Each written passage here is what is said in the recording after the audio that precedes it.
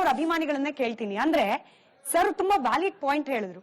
ಜಗಳ ಆಡ್ತೀರಪ್ಪ ಆಡಿ, ಕಿತ್ತಾಡ್ತೀರಾ ಆಡಿ, ಹೆಣ್ಣು ಮಕ್ಕಳನ್ನ ಯಾಕ್ರಿ ಮಧ್ಯದಲ್ಲಿ ತರ್ತೀರಿ? ಎಂತಕ್ಕೆ ದರ್ಶನ್ ಫ್ಯಾನ್ಸೇ ಮಾಡಿದ್ದಾರೆ, ದರ್ಶನ್ ಫ್ಯಾನ್ಸೇ ಮಾಡಿದ್ದಾರೆ, ಎಂತಕ್ ಮಾತಾಡ್ಬೇಕು? ಏನಕ್ಕಂದ್ರೆ ಗೊತ್ತಾಗ್ತಿಲ್ಲ ಸರ್, ನಾವ್ ಅನ್ಎಜುಕೇಟೆಡ್ ಗಳು. ಮೇಡಮ್ ಇವಾಗ ಅವರು ಅದೇ ಪ್ರಶ್ನೆ ಹೇಳಿದ್ರು ಅಂತ ಅಂದ್ರೆ ನಿಮ್ ಪ್ರಶ್ನೆಗೆ ಬರ್ತೀನಿ ಮೇಡಮ್. ಇವಾಗ ನಿಮ್ ಪ್ರಶ್ನೆಗೆ ಬರ್ತೀನಿ. ಅವರು ಅದೇ ಪ್ರಶ್ನೆ ಹೇಳಿದ್ರು, ಹೆಂಗ್ ಕಂಡಿಡಿಯೋದು ಅಂತ ಕೇಳಿದ್ಕೆ ನೀವು ಡಿಪಿ ಹಾಕೊಂಡ್ ಮಾತಾಡ್ತಾರೆ ಅಂತ ಅಂದ್ರೆ ಅಲ್ವಾ? ಸೈಬರ್ ಕ್ರೈಮ್ ಅಂತ ಇದೆ ಅಲ್ವಾ ಮೇಡಮ್? ಕೊಡ್ಬೋದಲ್ವಾ ಕಂಪ್ಲೇಂಟ್ ಅಲ್ಲಿ ಹೋಗಿ? ಎಂತೂ ಕಂಪ್ಲೇಂಟ್ ಕೊಡ್ದೇನೆ ಅವ್ರು ದರ್ಶನ್ ಅವ್ರ ಫ್ಯಾನ್ಸೇ ಮಾಡೋರೆ, ದರ್ಶನ್ ಅವ್ರ ಫ್ಯಾನ್ಸೇ ಮಾಡೋರೆ ಅಂತ ಎಂತ ಕೈ ತೋರಿಸ್ಬೇಕು? ಕಂಪ್ಲೇಂಟ್ ಕೊಡ್ಲಿ, ಅವ್ರು ಕರೆಸ್ತಾರೆ, ವಿಚಾರ ಮಾಡ್ತಾರೆ, ಯಾರ್ ಮಾಡೋರು ಅವ್ರ ಬಾಯಿಂದಾನೇ ಸತ್ಯ ಬರುತ್ತೆ. ಒಂದ್ ಎಡೆಟ್ ಹೊಡೆದ್ಮೇಲೆ ಸತ್ಯ ಹೇಳ್ತಾರಲ್ವಾ? ಸತ್ಯ ಹೇಳಾದ್ಮೇಲೆ ಏನಿದೆ ಅಲ್ಲಿಗೆ ಸಿಂಪಲ್. ನೀವಿಬ್ರು ಕೊಟ್ಟ ಉತ್ತರದಿಂದ ನಾನ್ ಅರ್ಥ ಮಾಡ್ಕೊಂಡಿರೋದು, ಇದು ತಪ್ಪಿದ್ರೆ ಕರೆಕ್ಟ್ ಮಾಡಿ. ಇನ್ಮೇಲೆ ದರ್ಶನ್ ಅವ್ರ ಫೋಟೋ ಇಟ್ಕೊಂಡು ಯಾರೇ ಕಾಮೆಂಟ್ ಮಾಡಿದ್ರು ಕೂಡ ತಕ್ಷಣಕ್ಕೆ ಕೇಸ್ ಹಾಕ್ಬೇಕು. ಕೇಸ್ ಹಾಕಿದ್ಮೇಲೆ ಅವ್ರ ಅಭಿಮಾನಿ ಅಂತ ಗೊತ್ತಾದ್ರೆ ಆಮೇಲೆ ಮಾತಾಡ್ಬೇಕು, ಇಲ್ಲ ಕರ್ಕೊಂಡ್ ರೋಡಲ್ಲಿ ಹೊಡಿರಿ. ಅಣ್ಣ ಬಾಯಿಗೆ ಬಂದ್ರೆ ಮಾತಾಡ್ಬೇಡಿ. ರೆಡಿ ಅದಕ್ಕೆ? Ready 200% ready madam. ಈಗ ಯಾರು ಮಾಡಿದಾರೆ ಅಂತ ಯಾರಿಗೂ ಕಂಡಿಡಿಯಕ್ ಆಗಲ್ಲ. ಅವ್ರು ಕಂಡಿಡಿತಾರ ಇಡೀಲಿ ಪರವಾಗಿಲ್ಲ, ಬಟ್ ಯಾರು ಏನು ಈಗ ನೀವ್ ಹೇಳಿದ್ರಲ್ಲಿ ಒಂದು ತಪ್ಪು ಬರುತ್ತೆ. ವಾಯ್ಸ್ ಕೇಳಿಸಲ್ಲ, ಬರ್ತೀನಿ. ದರ್ಶನ್ ಅಭಿಮಾನಿಗಳೆಲ್ಲ ಕೆಟ್ಟವರಲ್ಲ, ಆದ್ರೆ ಅದ್ರಲ್ಲಿ ಯಾರೋ ಕೆಲವ್ರು ಮಾಡ್ತಾರೆ. ಹಾಗಂತ ನೀವು ದರ್ಶನ್ ಅಭಿಮಾನಿಗಳೆಲ್ಲ ಕೆಟ್ಟವರು ಅಂತ ಹೇಳಿದ್ರೆ ತಪ್ಪಾಗುತ್ತಮ್ಮ. ಅದು ಆತರ ಹೇಳ್ಬಾರ್ದು. ಅದು ವಾಪಸ್ ತಗೊಳ್ಳಿ ಮಾತು. ಎರಡನೇದು, ಇಲ್ಲಿ ನಮ್ಮ ವಕೀಲ ಮಿತ್ರರು ಅವರೊಂದು ಮಾತು ಹೇಳಿದ್ರು. ಏನಂತ ಅಂದ್ರೆ ನಮ್ಮ ಯಾರು ದರ್ಶನ್ ಅವರು ಅಪರಾಧಿಯಾಗಿ ಚಾನ್ಸೇ ಇಲ್ಲ ಅಂತ ಹೇಳಿದ್ರು. ಹಾಗೆ ನೀವು ಸುಪ್ರೀಂ ಕೋರ್ಟ್ ಜಡ್ಜ್ ಅಪ್ಪ, ನೀನು ಹೇಗೆ ಹೇಳ್ತೀಯ ಆ ಮಾತು ನೀನು ಪಬ್ಲಿಕ್ ಅಲ್ಲಿ? ಹಾಗಾದ್ರೆ ಸುಪ್ರೀಂ ಕೋರ್ಟ್ ಅಲ್ಲಿ ಕುಳಿತುಕೊಂಡ್ರವರು ಜಡ್ಜ್ ಅಲ್ವಾ ಅವರು? ಕಚಡಗಳು ತಂದು ಏನ್ ಎಜುಕೇಟೆಡ್ ನೀವೆಲ್ಲ ಯೋಗ್ಯತೆಗೆ ನಿಮ್ಗಳಿಗೆ ಹೇಗೆ ಈ ತರ ಎಲ್ಲ ನೀವು ಮಿಸ್ಗೈಡ್ ಮಾಡ್ತೀರಾ? ವಕೀಲರಾಗಿ ನೀವು ಸಮಾಜಕ್ಕೆ ಒಂದು ಮಾರ್ಗದರ್ಶನ ಕೊಡಬೇಕು. ಎಲ್ಲ ಅಭಿಮಾನಿಗಳಿಗೂ ನಾನು ಹೇಳಿಲ್ಲ, ಕ್ಲಾರಿಫೈ ಮಾಡ್ತಾ ಇದೀನಿ, ಕೇಳಿಸ್ಕೊಳ್ಳಿ. ಇದು ಅಂಧಾಭಿಮಾನಿಗಳಿಗೆ, ಅಂದ್ರೆ ಯಾರ ತರ ಮಾಡ್ತಿದ್ದಾರೆ ಅವ್ರಿಗಷ್ಟೇ ನಾನು ಹೇಳಿರೋಂಥದ್ದು, ಬೇರೆ ಯಾರಿಗೂ ನಾನು ಹೇಳಿದ್ದಲ್ಲ. ಇದ್ರ ಬಗ್ಗೆ ನಾನು ಏನು ಇನ್ನು ಮಾತಾಡಕ್ ನಂಗೆ ಇಷ್ಟ ಇಲ್ಲ. ದರ್ಶನ್ ಅಭಿಮಾನಿಗಳಿಗೆ ನಂದೊಂದು ಪ್ರಶ್ನೆ ಇದೆ. ದರ್ಶನ್ ಸರ್ ಹೇಳೋರೆ ತಲೆ ಹಿಡಿಬೇಡಿ, ತಲೆ ಹೊಡಿಬೇಡಿ ಅಂತ ಹೇಳೋರೆ. ರೇಣುಕಾಸ್ವಾಮಿ ಕೊಲೆ ಪ್ರಕರಣದಲ್ಲಿ 13 ಜನ 14 ಜನ ಆರೋಪಿಗಳು. ಅದರಲ್ಲಿ ಪವಿತ್ರ ಗೌಡ, ದರ್ಶನ್ ಸರ್ ಇಬ್ಬರು ಬಿಟ್ರೆ ಇನ್ನೆಲ್ಲ ದರ್ಶನ್ ಅಭಿಮಾನಿಗಳೇ. ಅವ್ರು ಅಷ್ಟೋ ಜನ ಸೇರ್ಕೊಂಡು ತಲೆ ಹಿಡಿಯೋ ಕೆಲಸ ಮಾಡಿದ್ರಲ್ಲ. ರೇಣುಕಾಸ್ವಾಮಿ ಸತ್ನಲ್ಲ 14 ಮೀಡಿಯಾದಲ್ಲಿ ತೋರಿಸಿಲ್ವಾ? ಕ್ಯಾಮ್ರಾ ಹಿಡ್ಕೊಂಡಲ್ಲ ಆರೋಪಿಗಳು ಅಂತ ಹೇಳೋರು. ತಲೆ ಹಿಡಿಯೋ ಕೆಲಸ ತಲೆ ಹೊಡಿ, ಮತ್ತೆ ಪೊಲೀಸರು ಯಾಕೆ ಕರ್ಕೊಂಡು ನನ್ಗೆ ಹೋಗಿತಾವ್ರೆ ಎಲ್ಲಾರು. ನಾನ್ ಕೇಳ್ತಿರೋ ಸಿಂಪಲ್ ಪ್ರಶ್ನೆ, ದರ್ಶನ್ ಅವರ ಗೊತ್ತಿಲ್ಲ ಫ್ರೆಂಡ್ ಅಂತ ಅನ್ಕೊಳ್ಳೋಣ, ದರ್ಶನ್ ಅವರ ಫ್ರೆಂಡ್ ಪವಿತ್ರ ಗೌಡ ಅವರಿಗೆ ಕೆಟ್ಟದಾಗಿ ಮೆಸೇಜ್ ಕಳಿಸಿದ ರೇಣುಕಾಸ್ವಾಮಿ ಅಂತ ಹೇಳಿ, ಆ ಕಾರಣಕ್ಕೋಸ್ಕರ ಆತನನ್ನ ಕಿಡ್ನಾಪ್ ಮಾಡಿದ್ರು, ಕರ್ಕೊಂಡ್ ಬಂದ್ ಪಟ್ಟಣಗೆರೆ ಶೆಡ್ ನಲ್ಲಿ ಇಟ್ರು, ಹೊಡೆದ್ರು ಅಂತ ಏನ್ ಆರೋಪ ಬಂದಿದೆ ಪೊಲೀಸರ ಚಾರ್ಜ್ ಶೀಟ್ ನಲ್ಲಿ ಇದೆ. ಹಾಗೆ ಸುಪ್ರೀಂ ಕೋರ್ಟ್ ನ ಜಡ್ಜ್ ಕೂಡ ಅದನ್ನ ಗಮನಿಸಿ ಅದರ ಸಲುವಾಗಿನೇ ಆರ್ಡರ್ ಪಾಸ್ ಮಾಡಿದ್ದಾರೆ. ಅಂದ್ರೆ ಅದನ್ನ ಬೇಸಿಸ್ ಅಲ್ಲಿ ಜಾಮೀನನ್ನ ರದ್ದು ಮಾಡಿದ್ದಾರೆ. ಇದಂಗಾರೆ ಸುಳ್ಳ ಸರ್? ಮೇಡಮ್ ನಾನು ಸುಳ್ಳು ನಿಜ ಅಂತ ನಾನು ಹೇಳ್ತಲ್ಲ ಮೇಡಮ್. ಅದು ಅಭಿಮಾನಿಗಳೇ ಅಲ್ವಾ ಸರ್? ರೇಣುಕಾಸ್ವಾಮಿ ಮೇಲೆ ಹಲ್ಲೆ ಆಗೋ ಸಂದರ್ಭದಲ್ಲಿ ದರ್ಶನ್ ಅವರ ಜೊತೆಯಲ್ಲಿದ್ದವರು ದರ್ಶನ್ ಅವರ ಅಭಿಮಾನಿಗಳು ಅಲ್ವಾ ಸರ್? ದರ್ಶನ್ ಅವ್ರು ಮಾಡಿದ್ದಾರೆ ಅಂತ ಅಂದ್ಬಿಟ್ಟು ಪ್ರೂಫ್ ಇಲ್ವಲ್ಲ ಮೇಡಮ್? ದರ್ಶನ್ ವಿಚಾರ ಮಾತಾಡ್ತಿಲ್ಲ, ಅಭಿಮಾನಿಗಳ ವಿಚಾರ ಮಾತಾಡ್ತಿದ್ದೀನಿ ನಾನು. ಮೇಡಮ್ ಇವಾಗ ಅಭಿಮಾನಿ ಕೊಡ್ಲಿ ಸರ್, ಉತ್ತರ ಕೊಡ್ಲಿ. ಅಭಿಮಾನಿ ಅಂತ ನೀವ್ ಹೇಳ್ತಾ ಇದೀರಾ ಅಲ್ವಾ? ದರ್ಶನ್ ಅವ್ರು ಹೇಳಿದಾರೆ ಅವ್ರು ನಮ್ಮ ಅಭಿಮಾನಿಗಳು ಅಂತ, ಇಲ್ಲ ಅವ್ರು ಹೇಳಿದಾರ ಅಭಿಮಾನಿ? ಇಲ್ಲಿರೋ ಯಾರಾದ್ರೂ ಹೇಳಿ, ನಾನು ಇದನ್ನ ಏನೋ ಟಾರ್ಗೆಟ್ ಮಾಡಿ ಕೇಳ್ತಿದ್ದೀನಿ ಅಂತಲ್ಲ, ಮತ್ತೊಮ್ಮೆ ಹೇಳ್ತಿದ್ದೀನಿ, ಇಡೀ ರಾಜ್ಯಕ್ಕಿರೋ $1 ಬಿಲಿಯನ್ ಪ್ರಶ್ನೆ ಇವ್ರ ದರ್ಶನ್ ಅಭಿಮಾನಿಗಳು ಇವ್ರಲ್ಲ, ಕಂಡಿಡಿಯೋದು ಹೆಂಗೆ? ಇದು ನೀವು ಸೆಂಟರ್ನಾಗ ಶಿಕ್ಷಿದ್ರು ಸೈಬರ್ ಕ್ರೈಮ್ ಅಂತ ಎಲ್ಲಾರು ಪುರ್ಸೊತ್ತಿಲ್ವಲ್ಲ, ಎಲ್ಲಾ ಕೇಸ್ನು ಗಂಭೀರ.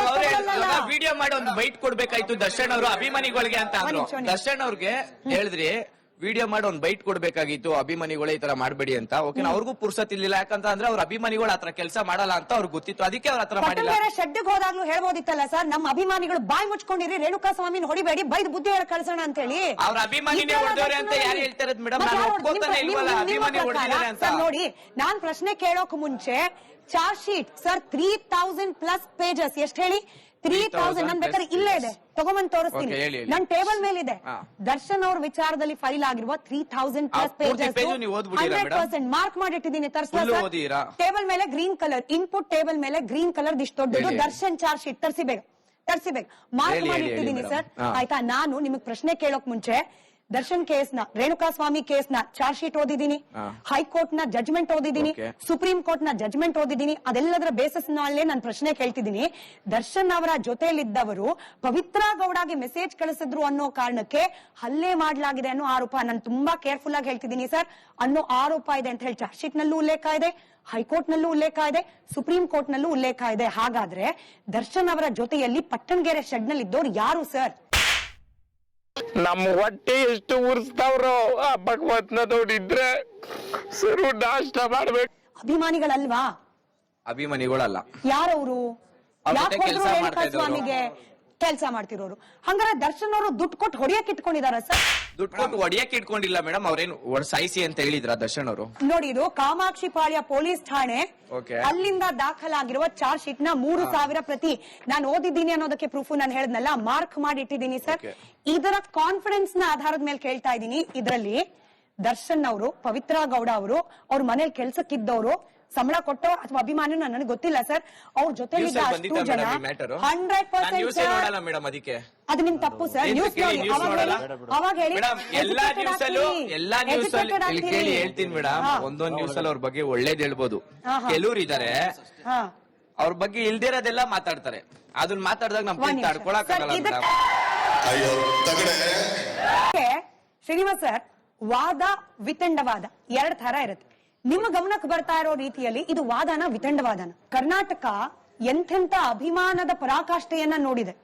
ಆದ್ರೆ ಇವತ್ತು ನ್ಯಾಷನಲ್ ಲೆವೆಲ್ ಅಲ್ಲಿ ಇಂಥ ವಿಚಾರಕ್ಕೆ ಸುದ್ದಿ ಆಗತ್ತೆ ಅಂತಂದ್ರೆ ಕರ್ನಾಟಕ ಮಣ್ಣಿನ ಪ್ರತಿಯೊಬ್ಬ ಪ್ರಜೆಯ ವಿಚಾರ ಇದು, ವಿಚಾರ ಮಾಡ್ಲೇಬೇಕಾದ ಸಂಗತಿ ಇದು.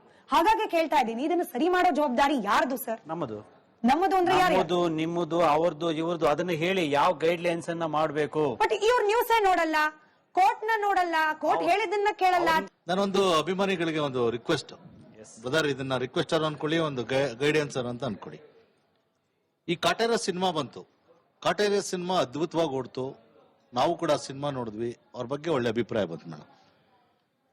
ದರ್ಶನ್ ಅವ್ರ ಹಿಂದೆ ಏನಂತೆ ಆ ಕಾಟೇರ ಪಿಕ್ಚರ್ ನ ಮಾಧ್ಯಮದವರು ದಿನನಿತ್ಯನೂ ತೋರಿಸಿದಾಗ ಯಾರು ಕೂಡ ಪ್ರಶ್ನೆ ಮಾಡ್ಲಿಲ್ಲ. ಇವರು ಕಾಟೇರ ಪಿಕ್ಚರ್ ಚೆನ್ನಾಗಿದೆ, ಆಕ್ಟಿಂಗ್ ಹಂಗಿದೆ ಹಿಂಗಿದೆ ಅಂತಂದಾಗ ಯಾವ ಅಭಿಮಾನಿಗಳು ಕೂಡ ಮಾಧ್ಯಮ ದಿನನಿತ್ಯನೂ ಕೂಡ ನಮ್ ದರ್ಶನ್ ಅವ್ರದೇ ತೋರಿಸ್ತಾ, ಈಗ ಹೇಳ್ತಿದಾರಲ್ಲ ನಮ್ ದರ್ಶನ್ ಅವ್ರು ತೋರಿಸ್ತಾರೆ ಅಂತ.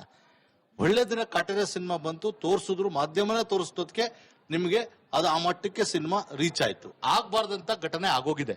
ದರ್ಶನ್ ಅವರು ಒಳ್ಳೆ ನಟ, ನಮ್ ರಾಜ್ಯಕ್ಕೆ ಬೇಕಾಗಿತ್ತು, ನಮ್ ರಾಷ್ಟ್ರಕ್ಕೆ ಬೇಕಾಗಿತ್ತು. ಆದ್ರೆ ಇವತ್ತು ಎಲ್ಲವನ್ನೂ ಡಿಪೆಂಡ್ ಮಾಡಿ ನೋಡ್ರಿ, ಅಭಿಮಾನಿಗಳು ಅಂದಾಗ ನಮ್ ಶ್ರೀನಿವಾಸ್ ಅವ್ರು ಹೇಳಿದ್ರು ಎಲ್ಲವೂ ಡಿಪೆಂಡ್ ಮಾಡ್ತೀರಿ. ಖಂಡಿತ ಹೋಗುವೆ, ನಿಮ್ನ ಅಭಿಮಾನಿಗಳನ್ನ ತಪ್ಪು ಅಂತ ನಾನು ಹೇಳಲ್ಲ. ತಪ್ಪು ಯಾರು ಮಾಡಿದ್ರು ತಪ್ಪನ್ನು ಕೂಡ ಒಂದ್ಸರಿ ರೇಣುಕಾಸ್ವಾಮಿ ಅವರ ಮನೆಯವರ ಪರಿಸ್ಥಿತಿನೂ ಕೂಡ ನೋಡ್ಬೇಕು. ರೇಣುಕಾಸ್ವಾಮಿ ಅವರ ಮನೆಯವರ ಪರಿಸ್ಥಿತಿ ನೋಡಿ, ಹೊಟ್ಟೆ ಒಳಗಡೆ ಮಗು ಇದೆ ರೀ, ಅವ್ರ ಮಿಸ್ಸಸ್ ಆ ಸಂದರ್ಭದಲ್ಲಿ ಮರ್ಡರ್ ಆಗಿದೆ. ಆ ಮಗು ಅವ್ರ ಅಪ್ಪನ ಹುಟ್ಟಾದ ತಕ್ಷಣ ಈಗ ಆ ಮಗು ನಮ್ಮಪ್ಪ ಯಾರು ಅಂತ ಕೇಳಿದ್ರು ಯಾರು ಆನ್ಸರ್ ಬಲ್ಲಾರು? ಈ ಸಮಾಜನ, ಸೋಷಿಯಲ್ ಮೀಡಿಯಾನ, ಅಭಿಮಾನಿಗಳ, ಆಯ್ತಾ, ನಾವು ಸಾರ್ವಜನಿಕರು, ಕಾನೂನ ಯಾರು ಕೂಡ ಒಪ್ಕೊಳ್ಳುವಂತ ಮನಸ್ಥಿತಿ ಇರಬೇಕು. ಅಷ್ಟೇ. ನೀವ್ ಏನ್ರಿ ಮೀಡಿಯಾ ಅಂತ ಕೇಳಿದ್ರು ನಾವು ನಮ್ ಕೆಲಸ ಮಾಡ್ತೀವಿ, ಏನ್ರಿ ಮೀಡಿಯಾ ಅಂತ ಕೇಳ್ತಾ ಇದ್ರು ನಮ್ ಕೆಲಸ ಮಾಡ್ತೀವಿ. ಯಾಕೆ ಹೇಳಿ? ನಾವು ಮೀಡಿಯಾ, ಅದಕ್ಕೆ ಹೆಮ್ಮೆ ಇದೆ ನಮ್ಗೆ. ಇದನ್ನೇ ಜನ ನೋಡ್ತಾ ಇರೋದು.